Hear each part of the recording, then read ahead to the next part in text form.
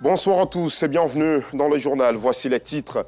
Gros plan ce jeudi sur René Kessé, un jeune entrepreneur audacieux. Il a quitté son poste de cadre dans une multinationale pétrolière pour créer sa propre entreprise. Et malgré les obstacles, René crée tous les ans des mini-cités. Son portrait en début de journal. Voilà pour le sommaire, ouvrant cette édition par la rubrique de ce jeudi.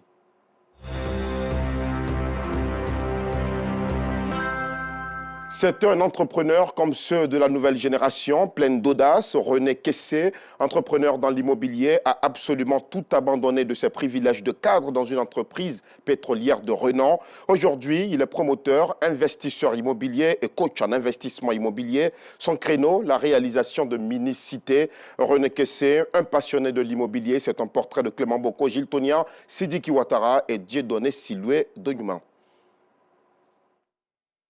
Cet après-midi, René visite le chantier d'un client à Adjien dans la commune de Bingerville. Le promoteur investisseur immobilier a prévu livrer ses 8 villas en construction sur ce chantier dans 4 mois. Il veille donc au respect des délais de livraison.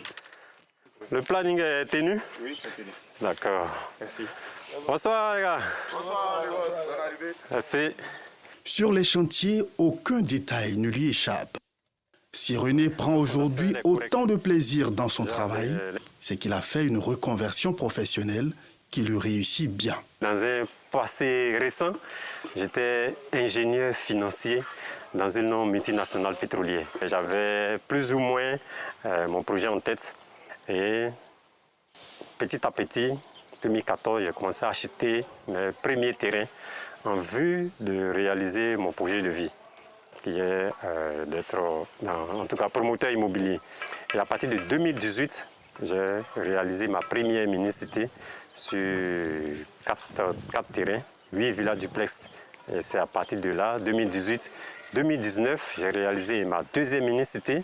Et à partir de là, bon, j'ai appelé mon employeur, on s'est assis sur la table, on a discuté, j'ai rendu ma démission, tout s'est bien passé, on a bien fêté et j'ai fait le pas pour être aujourd'hui promoteur et investisseur immobilier.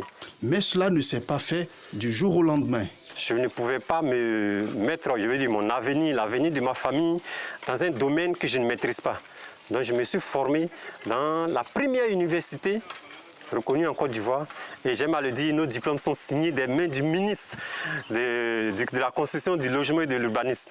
La Côte d'Ivoire enregistre un déficit de 800 000 logements selon un récent rapport du ministère de la Construction, du Logement et de l'Urbanisme. Une opportunité d'affaires que l'entrepreneur saisit en s'engageant comme bâtisseur de mini-cités.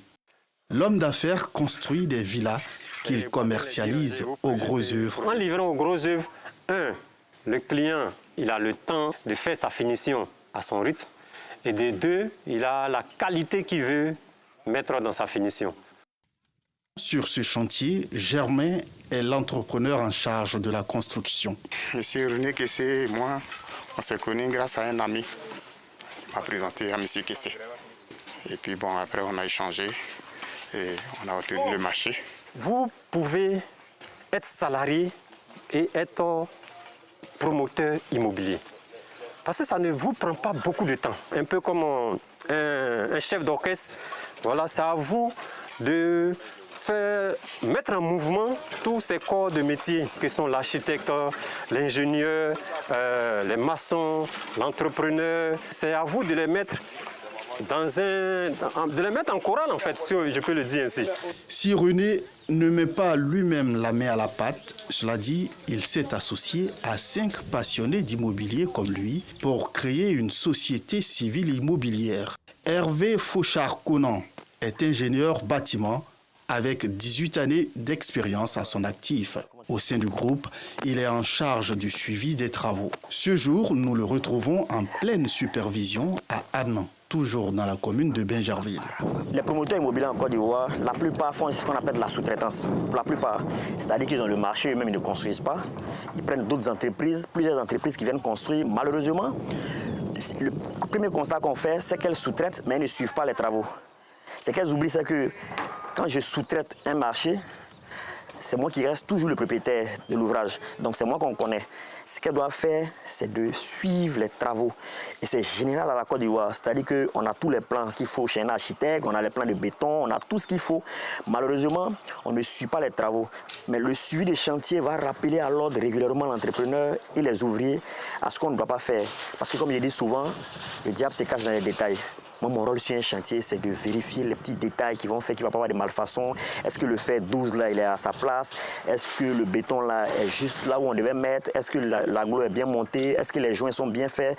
Je veux dire, c'est tous ces détails-là qui font que la construction sera bien faite. C'est-à-dire que c'est le suivi régulier du chantier qui fait qu'on est un peu différent de ce qu'on a l'habitude de voir. Parce que nous, on suit régulièrement nos chantiers. Tout comme Hervé, Guillaume Yeboué est l'expert foncier et auteur d'un ouvrage sur le foncier en Côte d'Ivoire. C'est lui qui permet à cette association d'investisseurs immobiliers d'acquérir les meilleurs terrains pour y bâtir les mini-cités. Au sein de la SI, donc nous achetons les terrains qui ont l'ACD, arrêté de construction définitive. Pourquoi? Parce que nous voulons construire dans les 2, 3, 4 mois à venir. Voilà. Donc quand nous sélectionnons les différentes offres, nous nous assurons d'abord qu'effectivement la personne donc, en son sein a bien l'ACD. Nous faisons donc nos vérifications en interne, à ce qu'on appelle un état foncier, au niveau donc de la conservation. Et après maintenant, on a un notaire avec qui on travaille et c'est avec lui maintenant qu'on fait toutes les vérifications pour qu'on puisse faire notre achat. Maintenant, il y a un second type donc, de terrain qu'on achète au niveau donc, de la SCI, c'est les terrains en prévision donc, pour ce qu'on appelle les réserves foncières. Voilà. Donc, par exemple, là, on a acheté donc, des terrains dans la zone donc, de Akupé-Zedi, vers la nouvelle zone industrielle. Mais là, c'était des terrains donc, dits villageois. Donc, bien sûr, là, c'est moi qui ai été au devant, parce que c'est moi qui suis vraiment l'expert en tant que tel. Je me suis assuré que le lotissement était réellement approuvé. Je me suis assuré qu'on traitait les demandes. Je me suis assuré que les différentes vérifications, que les personnes qui nous vendaient avaient bien leur nom inscrit dans les différents guides. Et quand c'est comme ça, quand on achète donc, les terrains, il y a ce qu'on appelle donc, on doit d'abord avoir une attestation au niveau donc, du village. Après, on doit faire ce qu'on appelle un compulsoire, un dossier technique. Et puis, c'est avec tous ces éléments-là qu'on prend maintenant pour faire maintenant le dépôt pour la demande d'ACD.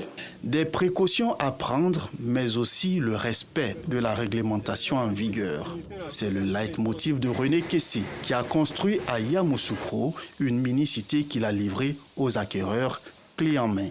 Une extension est même en cours de construction pour accroître le nombre d'investisseurs dans la zone.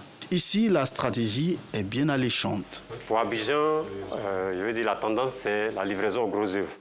Donc, il nous fallait un endroit quand même pour démontrer ce qu'on sait faire. Il fallait maintenant prouver que nous pouvons partir du début, de la fondation, jusqu'à la toiture, clé en main, très bonne qualité de finition. Et nous l'avons démontré ici. Et le retour des clients, vraiment le prouve. Automatiquement habitable, automatiquement sécurisé, et vous êtes à 3 minutes du centre-ville. Là, du stade jusqu'ici, nous sommes à 3 minutes. Mais l'avantage financier, c'est que, à votre absence, les résidences vous produisent du cash, des revenus supplémentaires.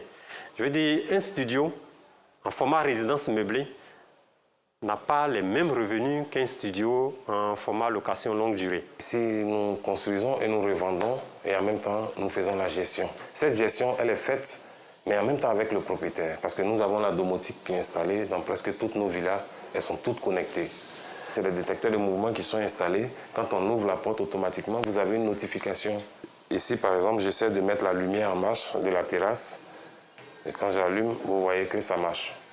Une fois que c'est éteint, au niveau du téléphone, vous n'avez plus de lumière aussi. Avec ce genre de bâtisse, René ambitionne conquérir la Côte d'Ivoire. Le promoteur et investisseur immobilier est aujourd'hui aguerri dans son nouveau monde, mais cela n'a pas été un long fleuve tranquille. De 2010, 2012, vous voyez que c'est en 2021 que j'ai démissionné. C'est-à-dire que j'ai préparé, j'ai mûri. Et là, je dis un grand merci à mon épouse, parce qu'il faut avoir à côté de soi une femme qui comprend, qui vous encourage, qui n'est pas, je veux dire, qui n'est pas prête à vous lancer la pierre au premier trébuchement. Avant de démissionner, quand même, j'ai pu constituer un petit patrimoine foncier. Et après avoir démissionné, tout ce que j'avais, moi, je le mettais dans la construction de mes mini-cités. Tu peux avoir aujourd'hui de l'argent dans ton compte, mais comment tu fais pour augmenter ce trésor? C'est ça qui est le plus difficile. Malgré ces moments de doute et d'épreuve, René a su embrasser sa nouvelle carrière avec brio. Sur les réseaux sociaux, l'homme partage ses connaissances avec un nombre impressionnant d'abonnés. Son expérience, il la dispense via une formation qu'il a baptisée les dîners de l'immobilier. À travers cette formation, il ambitionne créer une communauté de promoteurs immobiliers consciencieux afin de chasser les brebis galeuses du secteur. Il est également consultant formateur dans une conférence annuelle d'investisseurs africains à Paris en France. Son courage et sa détermination à tout faire dans les règles de l'art fait de lui un modèle à suivre pour tous les salariés qui rêvent de diriger un jour leur propre entreprise.